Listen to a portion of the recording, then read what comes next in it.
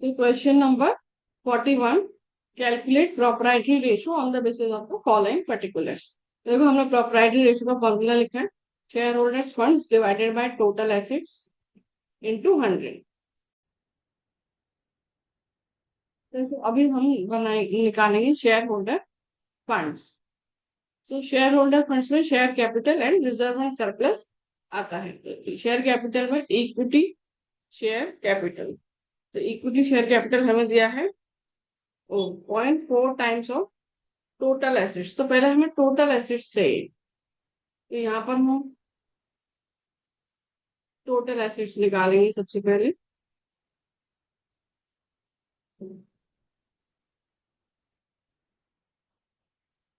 So non current assets plus current assets will be total assets. So non current assets 5 lakh, current assets 3 lakh, total हो गया 8 लाख। सो 8 lakh is total assets. अब हमें चाहिए share holders funds. Share holders funds में सबसे पहले हमें चाहिए इक्विटी शेयर कैपिटल।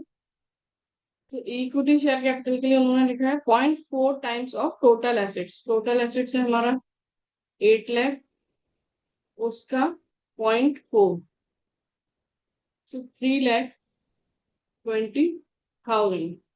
फिर प्रीफरेंस शेयर कैपिटल के लिए बोला 0.25 times of equity share capital. तो इक्विटी शेयर कैपिटल 3,20,000, उसका 0.25, 80,000। फिर देखो जनरल रिजर्व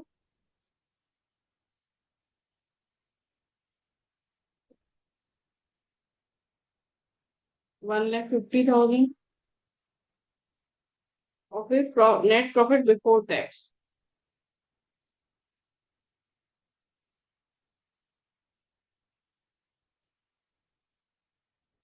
1,20,000 लेस टैक्स। इसमें से टैक्स माइनस करेंगे 25%, 30,000। तो 90,000 का profit after tax outer column में आ जाएगा। इन सबका टोटल करेंगे तो आ जाएगा share holders funds.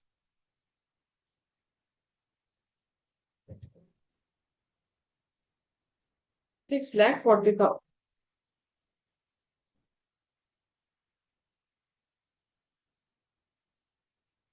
So 6,40,000 divided by 8 lakhs into 100, 80%। इसमें आंसर रेशियो में दिया है 0.8:1, तो हम प्रोप्राइटरी रेशियो ऑलवेज परसेंटेज में निकाल। ठीक है, so question done.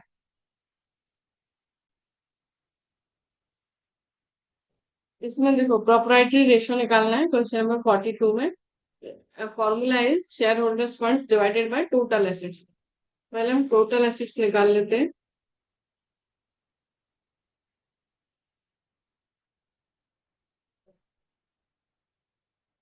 Total assets है हमारे पास, नॉन करंट एसेट्स 12,80,000,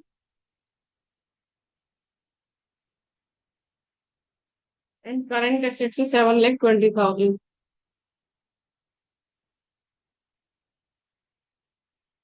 टोटल हो जाएगा 20 लैक्स।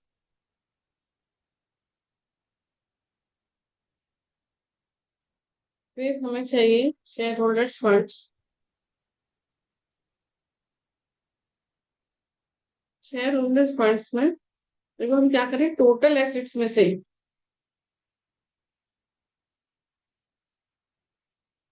यदि हमने माइनस कर लिया नॉन करंट लायबिलिटी और करंट लायबिलिटी, तो शेयर होल्डर्स फंड्स आ जाएंगे।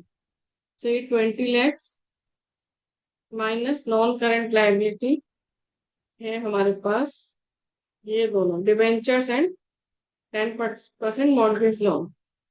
सो 5,60,000 माइनस 3,30,000। करंट लायबिलिटी है दोनों bank overdraft and trade payables, 2,20,000 minus 1,90,000। तो ये आ जाएगा share holders fund minus 5,60,000, 3,30,000, 2,20,000, 1,90,000, 7 lakh.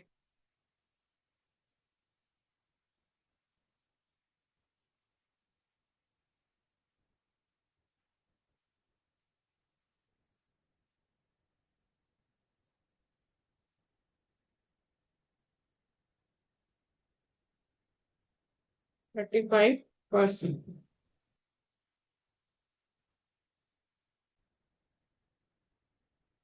Question number 43. Calculate the value of current assets of X Limited from the following information. देखो हमें equity share capital, preference share capital, general profit and loss balance, non current assets, proprietary ratio दिया है। तो जो ratio दिया है वहां से स्टार्ट करते हैं। प्रोप्राइटरी रेशो इन्होंने रेशो में दिया है, परसेंटेज में नहीं दिया है, तो हमने भी वैसे ही रखा है। Share holders funds divided by total assets, हमने भी 100 से मल्टीप्लाई नहीं किया। तो ये देखो 0.75/1 इक्वल्स शेयर होल्डर्स फंड से रिलेटेड इन्होंने इन्फॉर्मेशन दिया, तो वो हम कैलकुलेट कर लेते हैं। शेयर होल्डर फंड्स, तो उसमें क्या क्या है? Equity share capital 25 lakhs, preference share capital 5 lakhs, फिर general reserve 8 lakhs,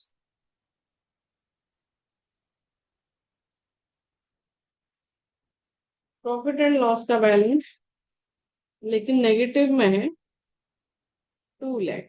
so total हो जाएगा 36 lakhs। ठीक है, तो ये शेयर होल्डर्स फंड्स हम यहाँ लिख देंगे 36 lakhs divided by total assets. अब हमें यहाँ पर टोटल एसेट्स निकालना है। So total assets will be 36 lakh divided by 0.75. So 36 lakh divided by 0.75, तो ये आ जाएगा 48 lakhs। सो टोटल एसेट्स तो हो जाएंगे 48 lakhs की। अब हमें चाहिए current assets. So total assets में से यदि हम नॉन करंट एसेट्स माइनस कर दें तो हमारा आ जाएगा, देखो total assets equals non current assets plus current assets. Total assets है हमारे पास 48 लाख, नॉन करंट एसेट्स है हमारे पास 30 lakhs plus current assets. So current assets will be 48 lakh minus 30 lakh plus 80 lakhs। ये है हमारा answer, current assets.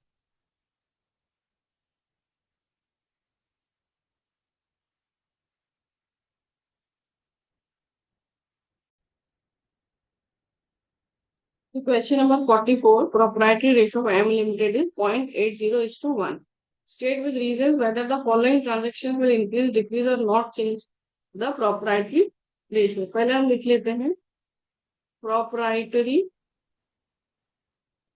ratio equals shareholder funds divided by total assets. ये दिया हुआ है हमें 0.80:1। अब हमें दिखाना है first number, obtain a loan from bank 2 lakh payable after 5 years। तो पहले हम ये देख लेते हैं टोटल एसेट्स। तो हमने एज्यूम करें, यदि हम let us assume total assets will be 1 lakh, तो शेयर होल्डर फंड्स हो जाएंगे हमारे 80,000, क्योंकि वो 0.80 है। सो 80,000। अब हम करते हैं पहला वाला कंडीशन, जब obtain bank loan 2 lakh payable after 5 years। तो ये लॉन्ग टर्म लोन हो गया 2 लाख। तो इससे एक तो आपका बैंक इंक्रीज हो जाएगा, मतलब टोटल एसेट्स आपके इंक्रीज हो जाएंगे। और शेयर होल्डर्स फंड्स पे तो कोई इम्पैक्ट नहीं आएगा, तो केवल आपका बैंक इंक्रीज हो रहा है। तो देखो, शेयर होल्डर्स फंड जैसे आपके रहेंगे,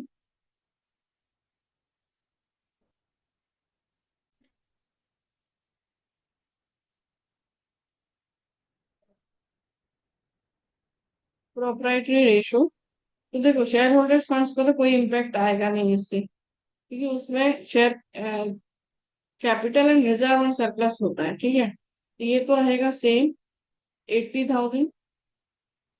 और बैंक लोन लिया आपने 2 लाख का,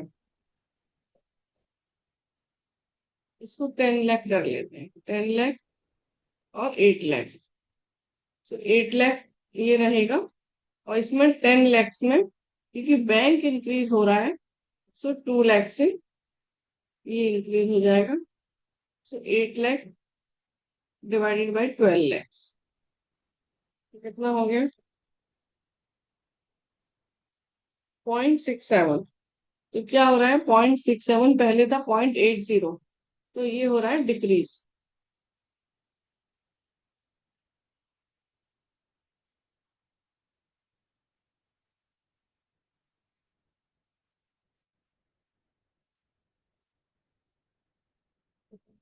सेकंड पॉइंट है परचेज मशीनरी फॉर कैश।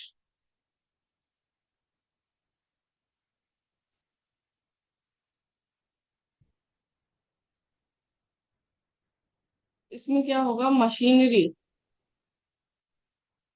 आपकी इंक्रीज हो रही है, मतलब आपका टोटल एसेट्स इंक्रीज हो रहा है, टोटल एसेट्स इंक्रीज हो रहा है।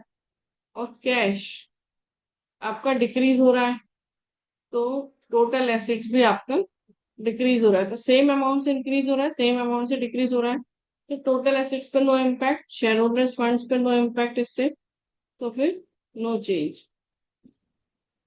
Proprietary ratio not, no change.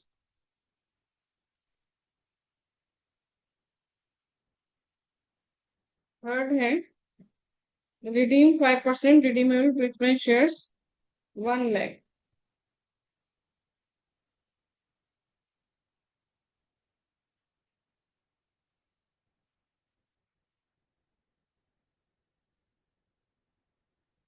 इससे क्या होगा? आपका प्रीफरेंस शेयर कैपिटल डिक्रीज हो जाएगा, मतलब शेयर होल्डर्स फंड्स डिक्रीज हो जाएंगे, और आपका कैश या बैंक डिक्रीज होगा, तो जिससे आपके टोटल एसेट्स भी डिक्रीज हो जाएंगे, ठीक है।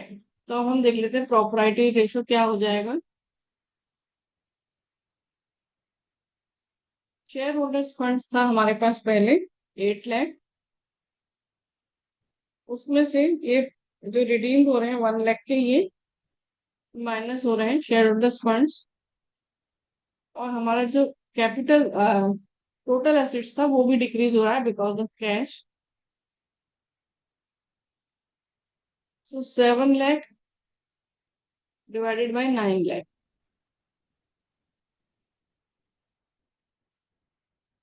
0.77:1, तो ये हो रहा है डिक्रीज। पहले था 0.80।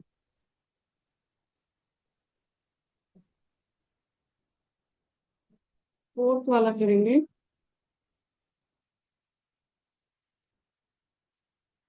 issued equity shares to vendor of machinery purchased for 4 lakh।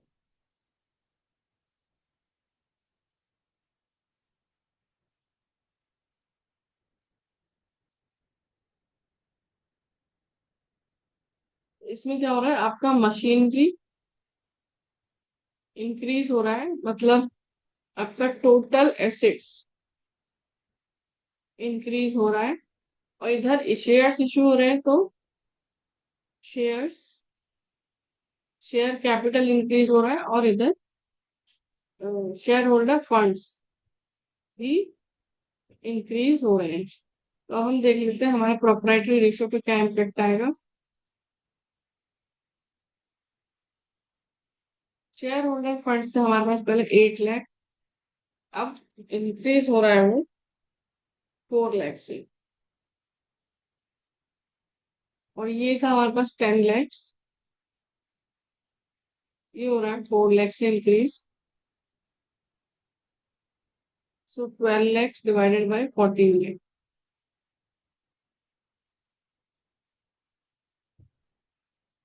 0.85 is to 1।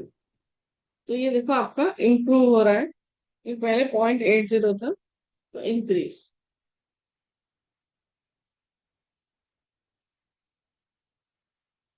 तो ये क्वेश्चन डन।